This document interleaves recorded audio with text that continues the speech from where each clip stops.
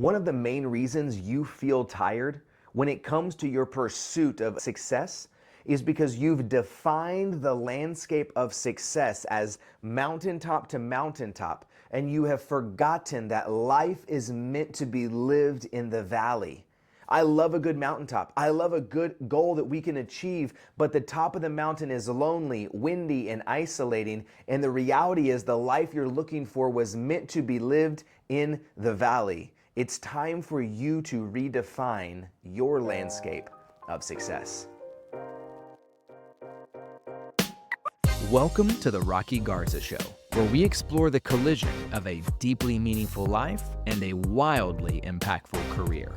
I'm your host, Rocky Garza, and with over a decade of experience as a coach, consultant, and keynote speaker to many Fortune 500 companies, I'm here to share personal stories and expert advice to help you gain clarity, build confidence, and discover that you too can build the life you actually want. Whether you're a high achiever looking for a more full life or a leader striving for professional success with purpose, this podcast was designed with you in mind.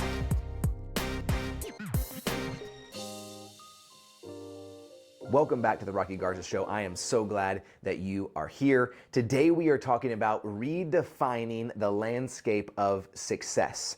As always, if you're interested to see what are we doing, what are we up to, how can you get involved, I want you to go to rockygarza.com/beyond success, and there you're able to see everything that we're up to, our next virtual event we have, and we would love for you to join us at no cost to you. And again, you can get that at rockygarza.com/beyond success. Now, today we're talking about part 5 of the Beyond Success system, and Part 5 of the Beyond Success system is redefining the landscape of success. And here's what I mean by that.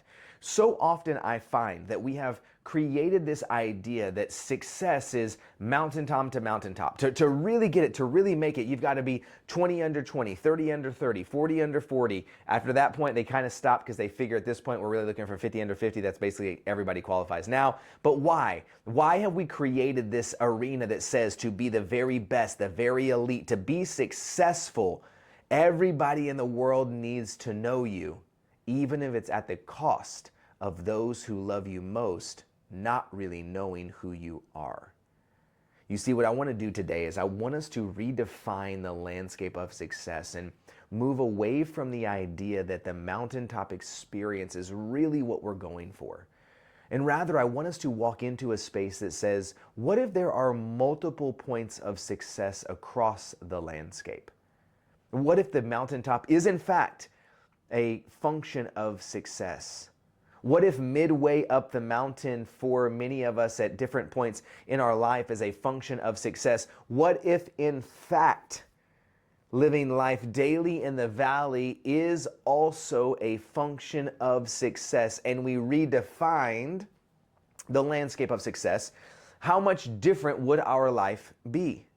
See, we have these traditional views in the way we see things. We have this traditional idea about the way things that we're supposed to be. And sure, from the mountaintop, can we see everything there is on the mountaintop? Yes. Can we have a great view? Oh, you got it. Eat a little Cliff Bar up on the edge, enjoy our snacks? Yes.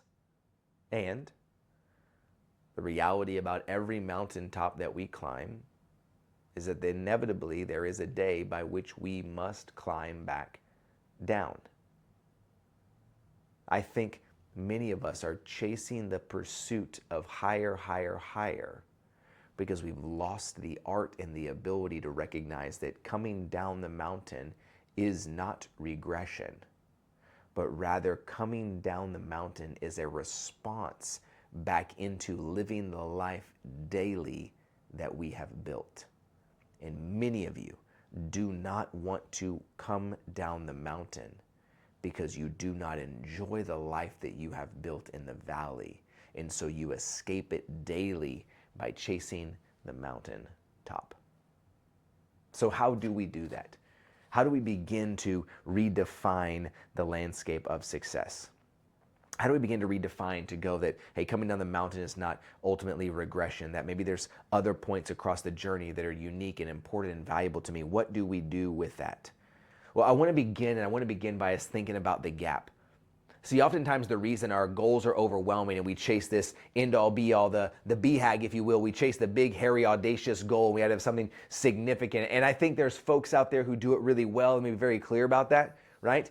I think Jesse Itzler, I think he does it well. I think his big ass calendar, and I say that's what it's literally called. You can go to bigasscalendar.com. I think he does a really good job because what he does is he gives you this big calendar that has every day of the year in it, and he asks you to plan every single day and to look at what are the big things you're going to do, not so that you're chasing mountaintop to mountaintop. I love that the calendar he gives you has every single day of the year on it, because he's trying to help you see that that's your whole life. Your whole year is made up of 365 individual days. And so look at every day as a mechanism for where you are hoping to go in the life you are living, not for the one date in late October that will change your year.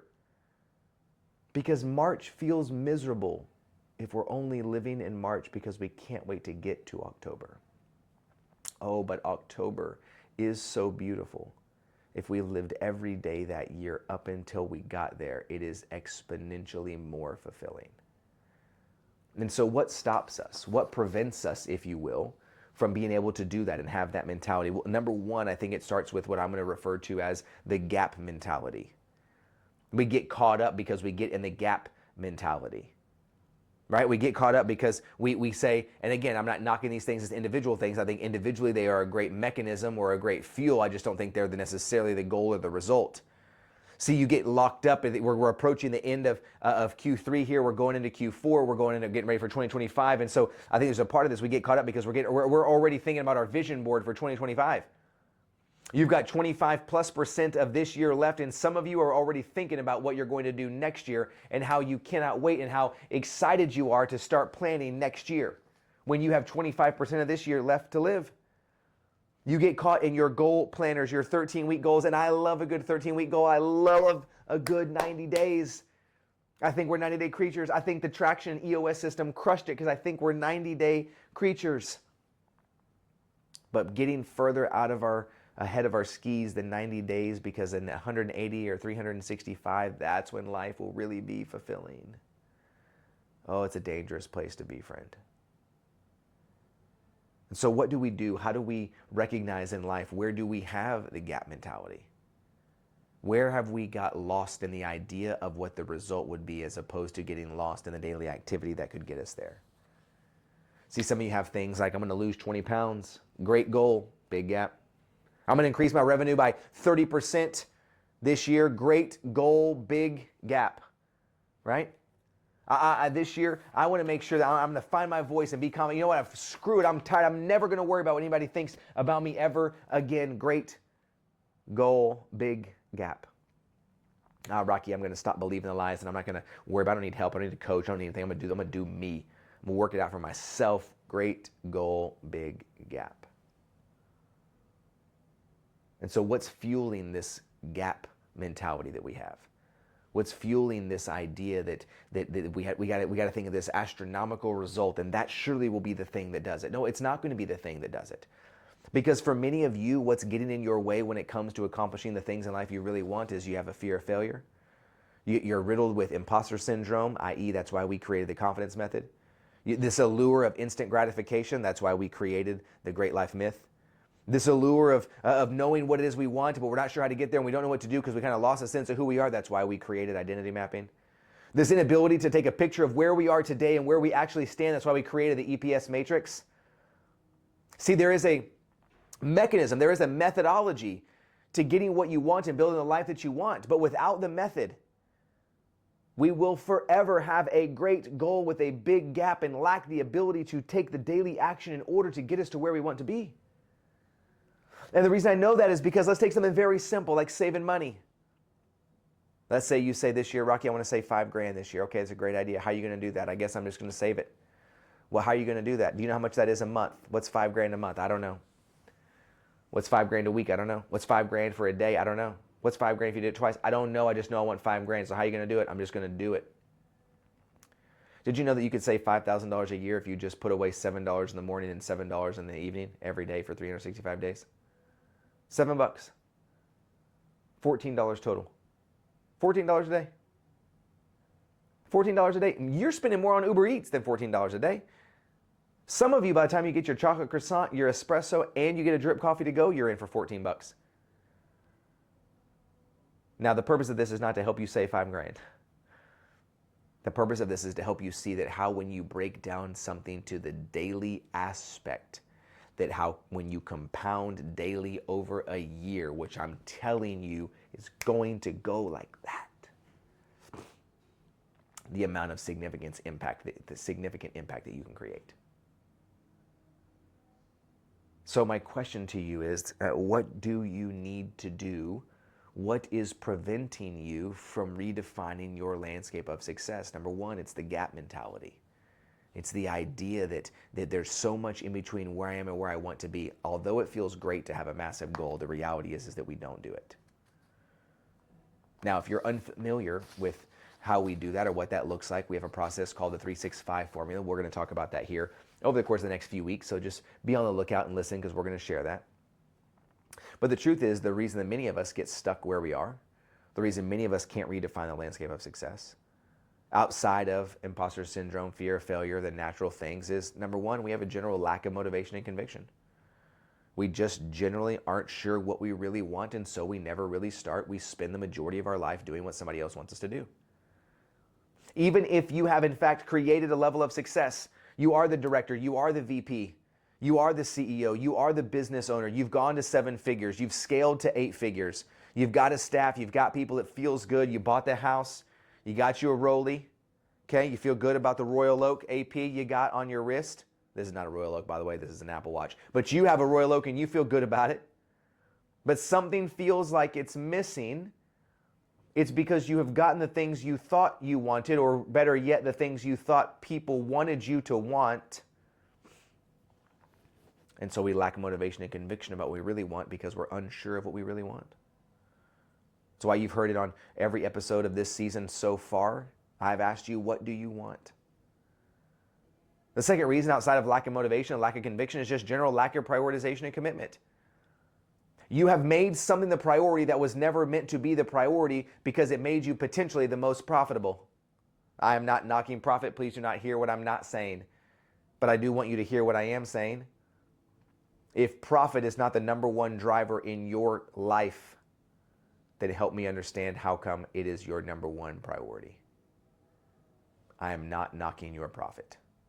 I love a good profit. But I'm asking you, is your revenue profit the only place in life that is currently profitable?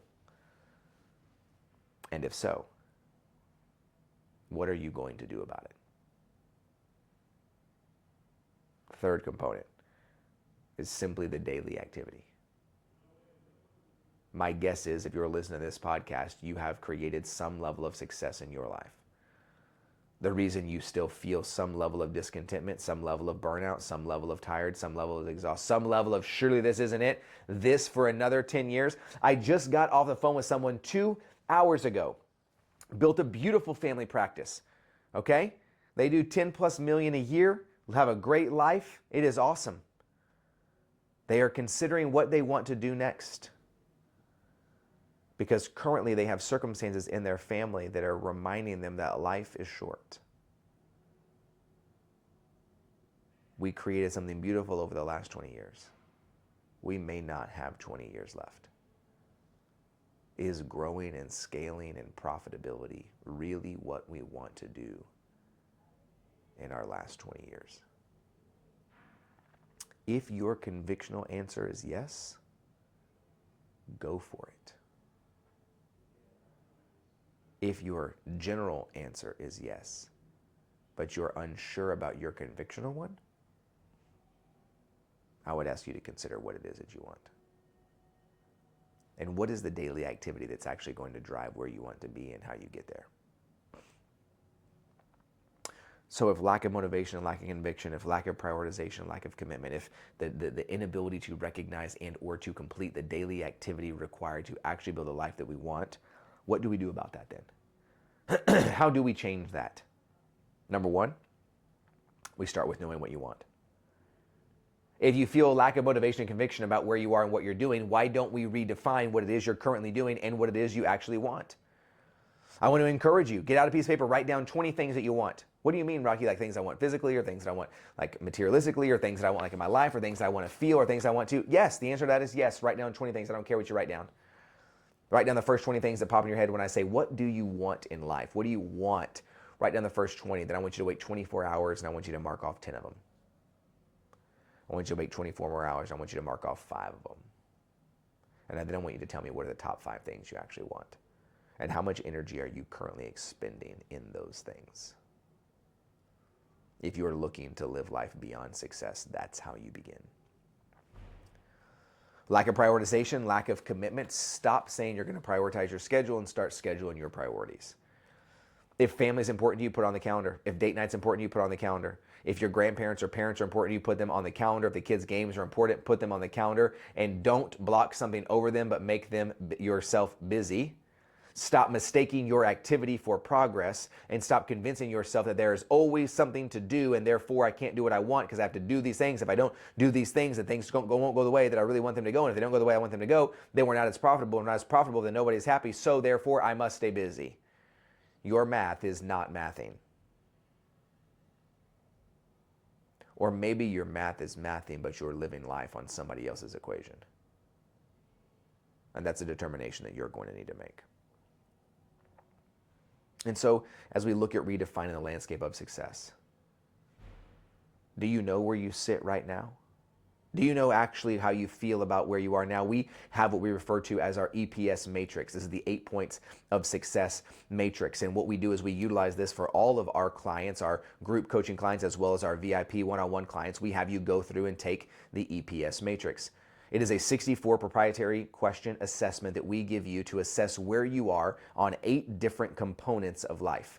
You assess your current level of success in each of these areas. We take this and we provide you with 2 scores. Number 1, we provide you with an overall score of success. This is a total accumulation of points by which you gave yourself based on the way you answered your questions out of 640. We'll give you a total score which will break down into a total average success score of 6.7. We'll then look at the 8 points of success that we have, and we will break down your total score into these 8 components. And then based on these 8 components, we'll have 8 individual scores, 8 individual points of success. We will use this as an assessment tool, not only to take a snapshot of your success today, but as a reoccurring tool every 90 days to assess where we are, where we have grown, where we have changed. And do we recognize that for these 2 things to grow, these 4 things have to give? And for these 2 things to give, these 4 things grow. We're not sure yet. Every individual is different. However, we want to have a tool so we can track and measure the things we feel intrinsically that we potentially don't always know how to put into words. See, the EPS Matrix allows us to go, if we're going to redefine the landscape of success, what do I want? How successful am I? And how do I actually define a holistic view of success? I would highly encourage you, if you have not, if you're unfamiliar, or if the EPS Matrix is something you're going to go, I need that in my life, go to rockygarza.com/beyond success. Come to our next event. Let's find a way to get together. Let's get you applied. See if you are actually prepared to be a good fit, and let's have a conversation.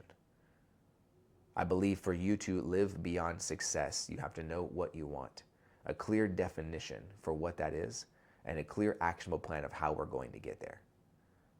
To get over a lack of motivation, know what you want. To get over the lack of prioritization, we have to understand where we are going. And to get over the daily habits, we have to make sure that we are actually scheduling our priorities based off the life we know we want to live and the life that we want to build, not simply the place we hope to arrive to one day. As always, we appreciate you being here. Make sure and check out rockygarza.com/beyond success, and I'll talk to you soon.